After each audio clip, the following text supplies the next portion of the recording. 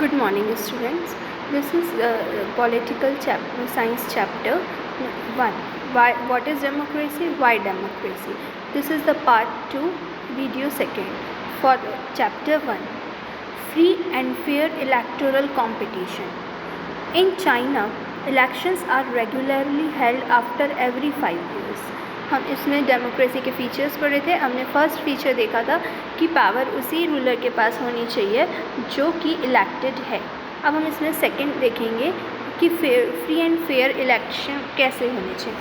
China elections are regularly held after every 5 years for electing the country's parliament. China में हर 5 साल में regularly हर 5 years के गैप पे इलेक्शंस होते हैं. Called Quanguo Renmin Daibiao Dahui national people's congress जिसे हम बोलते हैं, ये उनका लोकल लैंग्वेज नेम है. हम इसे नेशनल पीपल कांग्रेस बोल सकते हैं. The National People Congress has the power to appoint the president of the country. जो ये ग्रुप होता है लोगों का जिसे पीपल इलेक्ट करते हैं, ये लोग इलेक्टेड लोग प्रेसिडेंट को इलेक्ट करते हैं. देन ये अपना president. It has nearly 3000 members elected from all over the China. ये पूरे चाइना से कम पूरे पार्लियामेंट में 3000 मेंबर्स होते हैं. Some members are elected by the army. कुछ मेंबर्स आर्मी से भी होते हैं. Before contesting elections a candidate needs the approval of Chinese communities. किसी भी इलेक्शन में कैंडिडेट के लिए किससे अप्रूवल ज़रूरी है? Chinese Communist party.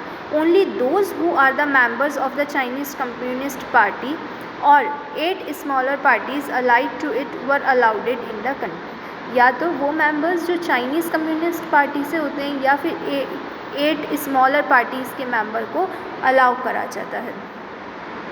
इलेक्शंस में 2002 और 2003 के according the government is always formed by the communist party. Government किससे फॉर्म होती है? हमेशा कम्युनिस्ट पार्टी से. Since it's independence in 1930, China 1930 में इंडिपेंडेंट हो गया था. और जब से लेके Mexico holds elections after every 6 years.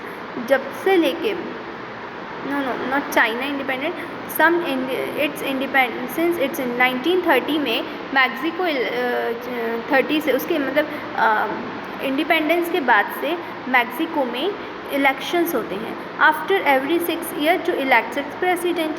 हर 6 years में किस लिए होते हैं? क्योंकि वो अपने प्रेसिडेंट को इलेक्ट कर सकें. The country has never been under a military और डिक्टेटर रूल. मैक्सिको कंट्री कभी भी किसी मिलिट्री और डिक्टेटर रूल के अंडर में नहीं रहा. But until 2000 every election was won by a party called PRI, institutional revolutionary party.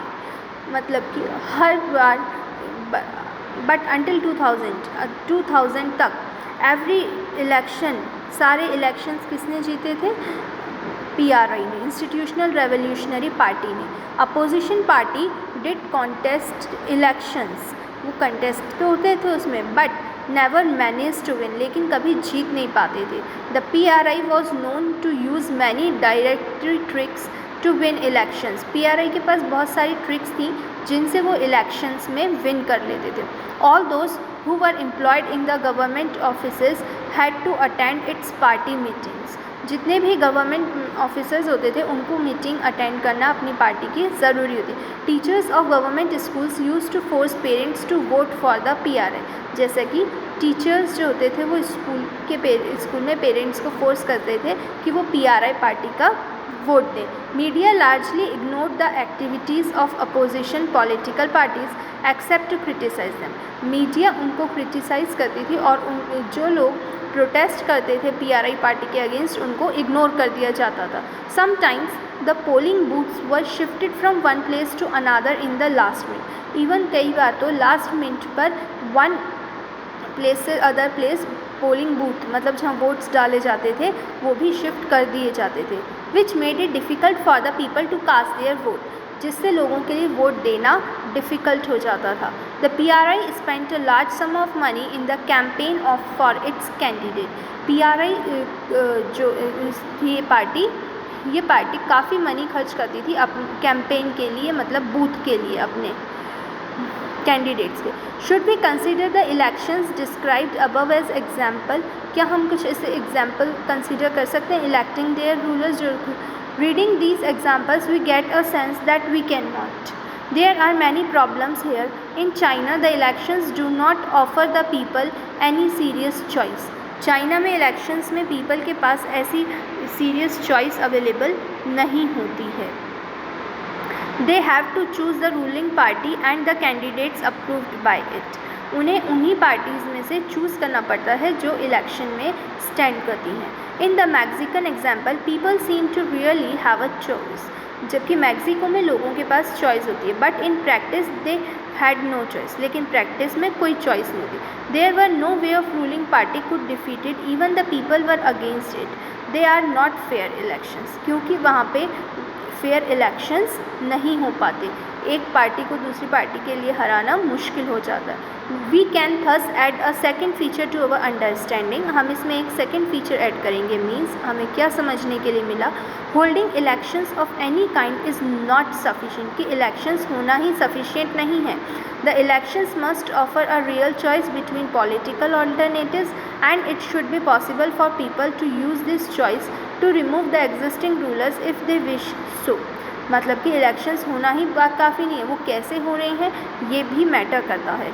So a democracy must based on a free and fair election where those currently in power have a fair chance of choosing. मतलब कि democracy में free and fair elections होना भी ज़रूरी है ताकि जो सही है वो पावर में आ सके।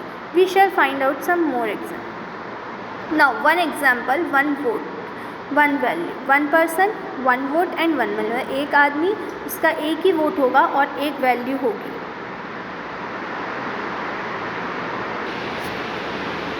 One person, one vote and one value. Earlier we read about how the struggle for democracy was linked to the demand for the universal adult franchise.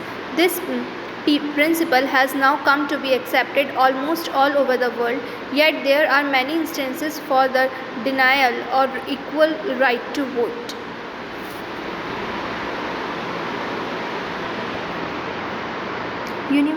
One person one vote one value में हमने पढ़ा था universal adult franchise. This principle has now come to be accepted almost all over the world, yet there are many instances और denial. Universal adult franchise का मतलब होता है सबको इक्वल राइट होता है वोट देने का in respect of religion, income, wealth and every aspect, health. किसी भी एस्पेक्ट से हटकर किसी भी चीज़ पे भेदभाव नहीं किया जाता और सबको इक्वल राइट दिया जाता है कि everyone can vote after the age of 18 years. ये बट यहाँ पे कुछ कुछ राइट्स और कुछ कुछ कंट्रीज़ होती हैं जो इसको डिनाई करती हैं। Until 2015 in South Arabia women did not have right to vote. Like 2015 तक साउथ अरेबिया में वुमेन को राइट नहीं था कि वो वोट कर सकें। And Estonia had made its citizenship rules in such a way that people belonging to Russian majority find it difficult to get the right to vote. Estonia में भी जो लोग मेजॉरिटी रशियन माइनॉरिटी से होते थे वो लोग वोट नहीं कर सकते थे। In Fiji the electoral system is such that the vote of an indigenous Fiji has more value than Indian Fiji. Fiji में भी ऐसा ही था कि जो फिजी के लोग होते थे इंडिजीनियस फिजी की वैल्यू ज़्यादा होती थी दैन इंडियन फिजियन से। Democracy is based on the fundamental principle of political equality. Democracy जो थी वो फंडामेंटल प्रिंसिपल पॉलिटिकल इक्वालिटी पे चलता है, यानी कि हर इंसान को एक वोट देने का अधिकार है जिसकी एक वैल्यू है and everyone can give. This gives us third feature of democracy. In a democracy, each adult citizen must have one vote. Each vote must have one value. मतलब हर सिटीज़न के पास एक वोट देने का अधिकार है और हर वोट की वैल्यू है। Now, rule of law and respect for rights, मतलब कि हमें rule of law and respect for right, मतलब कि लॉ को हमें रिस्पेक्ट भी करना है और अपने राइट्स को भी समझना है साथ साथ। Zimbabwe attend independence from white minority rule in 1980. Zimbabwe को उनकी इंडिपेंडेंस 1980 में मिल गई थी. Since then the country has been ruled by ZANU PF. The party had led the freedom struggle. Its leader Robert Mugabe ruled the country since independence. वो independence से लेके Robert जो थे रूल कर रहे थे. Elections were held regularly and always won by ZANU PF. President Mugabe was popular but also used unfair practices in elections. Over the years, his government changed the constitution several times to increase the power of the president and make him less uncountable. Opposition party workers were harassed and their meeting disrupted. Public protests and demonstrations against the government were declared illegal. There were laws that limited the right to criticize the president. Television and radio were controlled by the government and gave only ruling party vision. There were independent newspapers, but the government harassed those journalists who went against it. मतलब कि जो उनके against जाता था, चाहे वो newspaper हो या टेलीविज़न हो, उनको हैरेस कर लिया जाता था. उस पार्टी को भी डिसरप्ट कर दिया जाता था, उनकी जो रूलिंग पार्टी के अगेंस्ट प्रोटेस्ट करती थी. The government ignored some court judgements that went against it and persuaded जज. इवन जो कोर्ट से जजमेंट आता था कई बार उनको भी इग्नोर कर दिया जाता था. He was forced out of office in 2017. वो 2017 में फोर्स्ड आउट हुए थे. This example for Zimbabwe shows that popular approval of rulers is necessary in democracy. यहाँ से हम समझ सकते हैं जिम्बाब्वे के एग्जाम्पल से कि जो पॉपुलर लोग होते हैं उनको इजीली अप्रूवल मिल जाता है रूलिंग में, डेमोक्रेसी में. But it is not sufficient. But ये सफिशिएंट नहीं है. Popular government can be undemocratic, लेकिन पॉपुलर गवर्नमेंट अनडेमोक्रेटिक भी हो सकती है, जैसे जिम्बाब्वे के. Popular leaders can be autocratic. Popular लोग ऑटोक्रेटिक हो सकते हैं. Like if we wish to assess a democracy it is important to look at the elections. मतलब कि अगर हम किसी डेमोक्रेसी में आ सकते हैं, पहले हमें इलेक्शंस को ध्यान देना होगा.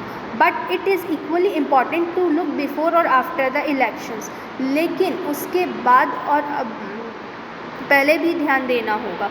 सिर्फ उसी टाइम नहीं ध्यान देना जिस समय इलेक्शंस हैं. There should be sufficient room for normal political activity. और हर पॉलिटिकल एक्टिविटी के लिए एक सफिशिएंट प्लेस हो, including political opposition. Even political opposition के लिए भी in the period before elections, मतलब इलेक्शन के पीरियड से बिफोर ही. This requires that the state should respect some basic rights of the citizens. They should be free to think, to have opinions, to express in public, to form associations, to protest and to take other political actions. इसका मतलब लोग जो हैं वो free हैं सोचने के लिए और समझने के लिए कि क्या सही है क्या गलत है. वो प्रोटेस्ट भी कर सकते हैं पॉलिटिकल पार्टी या पॉलिटिकल एक्शंस जो उनको सही नहीं लगे. Everyone should be equal in the eyes of law. मतलब लॉ की, मतलब कोर्ट के लिए, रूल्स के लिए, लॉ के लिए हर कोई इक्वल है. These rights must be protested by an independent judiciary whose orders are obeyed by everyone. मतलब कि जो रूल्स को फॉलो करते हैं और फॉलो करवाते हैं उनके लिए ये सब ज़रूरी है, हर किसी के. Similarly, there are some conditions that apply to the way of government is run after the election. मतलब सिमिलरली कुछ कंडीशंस गवर्नमेंट पे भी अप्लाई होती हैं. After a democratic government cannot do whatever it likes simply because it has won the election. एक democratic government वो नहीं कर सकती वो जो करना चाहती है क्योंकि इसलिए कि वो इलेक्शंस जीत गई है. It has to respect some basic rules. उसको कुछ बेसिक रूल्स की रिस्पेक्ट करनी होगी और वो काम करना होगा जो लोगों के लिए भी बेनिफिशियल हो, कंट्री के लिए बेनिफिशियल हो. It has to respect some basic rules. In particularly, it has to respect some guarantees to the minorities. Every major decision has to go through a series of consultations. Every officer bearer has certain rights and responsibilities assigned by the Constitution and law. हर किसी को कुछ responsibility मिली जाती है constitution के law के according, जो उसको पूरी करनी होती है। Each of these is accountable not only to the people but also to the other independent officials, बल्कि वो लोगों के लिए ही नहीं, अदर इंडिपेंडेंट ऑफिशल्स जो दूसरे ऑफिशल्स हैं उनके लिए भी काउंट होता है। Both of these aspects give us fourth and final feature of democracy. तो इसके साथ हमें फोर्थ और लास्ट फीचर डेमोक्रेसी का मिलता है, that is a democratic government rules with in limits set by the constitutional law and citizen. मतलब कि जो गवर्नमेंट में है वो अपने इच्छा के विश के अकॉर्डिंग नहीं कर सकता, बट उनको कुछ कॉन्स्टिट्यूशन लॉ और सिटीजन्स के राइट्स को भी ध्यान में रखना होता है।